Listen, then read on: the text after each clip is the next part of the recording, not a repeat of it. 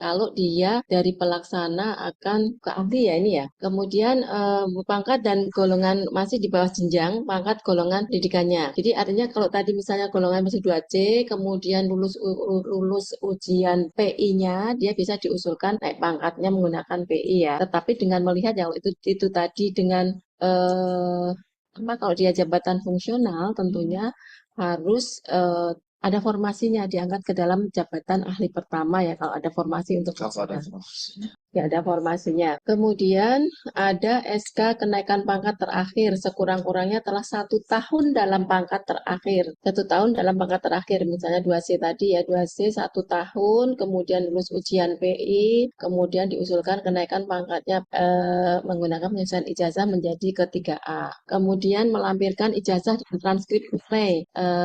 Dengan melampirkan juga prestasi kerja sekurang-kurangnya bernilai baik dalam 1 tahun terakhir, lulus ujian kenaikan pangkat penyusian ijazah, dan ada surat keterangan dari pejabat eselon 2 tentang uraian tugas yang diberi bebankan kepada yang bersangkutan. Jadi ini yang mungkin perlu diperhatikan juga Bapak Ibu semuanya, ketika pengusulan kenaikan pangkat penyusian ijazah, di situ uraian tugas dengan jabatannya itu harus linear. Uraian tugas, jabatan, dan kualifikasi pendidikan yang diperoleh itu harus linear. Jadi di uraian tugasnya itu dia mengerjakan apa di situ. Kemudian ketika dia melanjutkan ke jenjang pendidikan lebih tinggi, misalnya dari SMA kemudian melanjutkan S1-nya ke S1-nya sarjana hukum misalnya. Prodinya ilmu hukum misalnya, yang paling gampang ya. Ilmu hukum dia misalnya ditempatkan di Biro Kepegawaian, jabatannya apa di situ, kemudian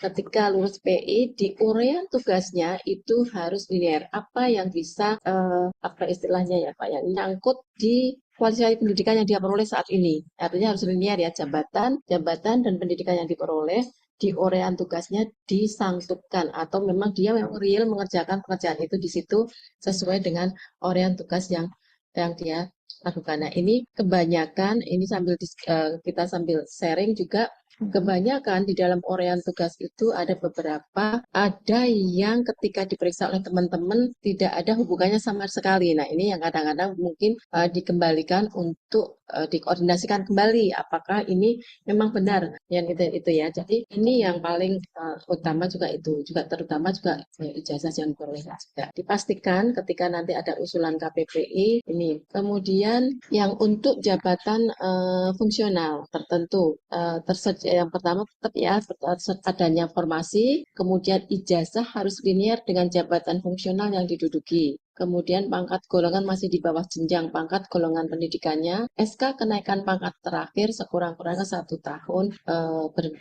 dalam pangkat terakhir, prestasi kerja kurang lebih baik dalam 1 tahun, lulus ujian kenaikan pangkat penyucian ijazah serta melampirkan dokumen penetapan angka kredit konvensional ataupun integrasi dan yang sudah dikonversi. Nah, ini untuk melihat apakah karena ini nanti kan akan dipakai mana yang lebih menguntungkan ya, lebih menguntungkan bagi PNS itu sendiri. Jadi kalau untuk yang jabatan fungsional ini harus melampirkan angka kreditnya. Nah, nanti akan kita lihat apakah baik itu di golongan jenjang terakhirnya itu ketika dia lebih menguntungkan untuk menggunakan PI atau dengan UDIN dan lain sebagainya. Nanti ada beberapa hal yang. Jadi ini yang terkait dengan syarat-syarat untuk penyesuaian ijazah untuk jabatan fungsional.